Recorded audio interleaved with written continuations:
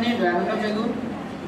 আজি এই ৰাজ্যিক বিজ্ঞান আলোচনা চক্ৰৰ সন্মানীয় বিচাৰক মহোদয় তথা মোৰ শ্ৰদ্ধাৰ শিক্ষাগুৰুসকল, আজি আমি আলোচনা কৰিবলৈ লোৱা বিষয়টো হৈছে চিৰিঅন্ন এক অতি পুষ্টিকৰ অথবা ভ্ৰান্তি আহাৰ। মিলেটছ এ ছুপাৰ ফুড অৰ এ ডাইট ফেড। ইয়াৰ আমি এতিয়া প্ৰথম চাই লওঁ মিলেটছ মানেনো কি।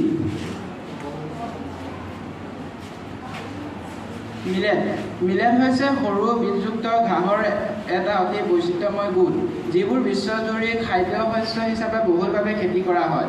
সাধাৰণতে মিলেটক বাজৰা বুলি কোৱা হয়, যদিও মিলেটবোৰ আন কেইবাটাও বিভিন্ন গোটৰো অন্তৰ্গত।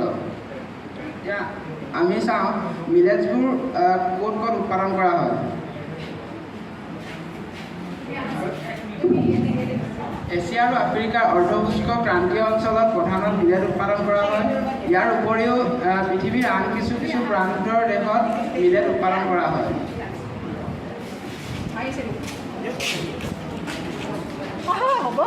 এই ৰঙা দাগ মৰা চিনবোৰ হৈছে মিলেট উৎপাদন কৰা কিছুমান ঠাইৰ স্থান।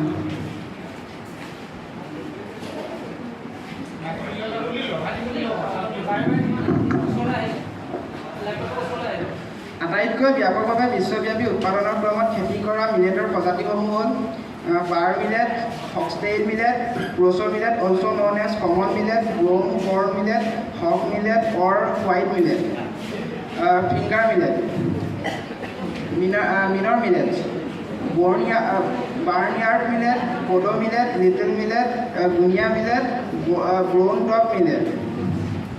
এইটো ফক্সটেইল মিলেটৰ ফটো, এইটো ফিংগাৰ মিলেটৰ ফটো, এইটো প'ড' মিলেটৰ ফটো, এইটো জাপানীজ বাৰ্নিয়াৰ্ড মিলেটৰ ফটো, এইটো প্ৰ'ছ মিলেটৰ ফটো, এইটো লিটিল মিলেটৰ ফটো।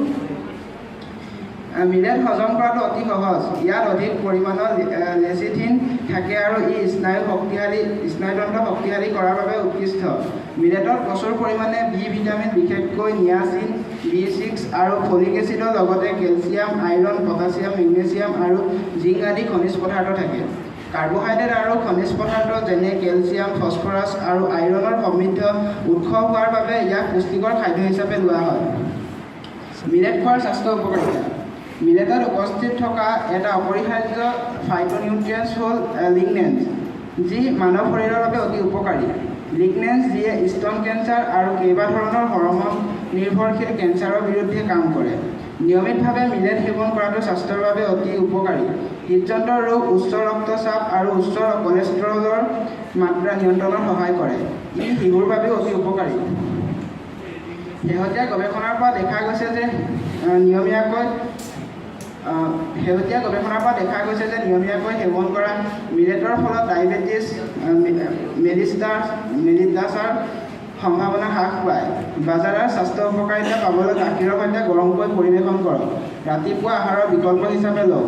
পপকৰ্নৰ দৰে পপ কৰিও এই স্বাস্থ্যকৰ পাফ শস্যৰ সৃষ্টি কৰিব পাৰি। ইয়াক কৃষি গ্লুটেন-মুক্ত আঠা হিচাপে ব্যৱহাৰ কৰিব পাৰি। ইয়াক চুপ, কেচৰল আৰু ইয়াৰ ঠাইত ছাইড ডিছ হিচাপেও ব্যৱহাৰ কৰিব পাৰি। আটাত গ্লুটেন উচ্চ প্ৰটিনযুক্ত উপাদান, যিয়ে ৰুটি ওপৰলৈ উঠিবলৈ দিয়ে কিন্তু পাচনতন্ত্ৰৰ অশান্তিৰ সৃষ্টি কৰে। গ্লুটেন মিলেটত পোৱা নাযায়। ধন্যবাদ।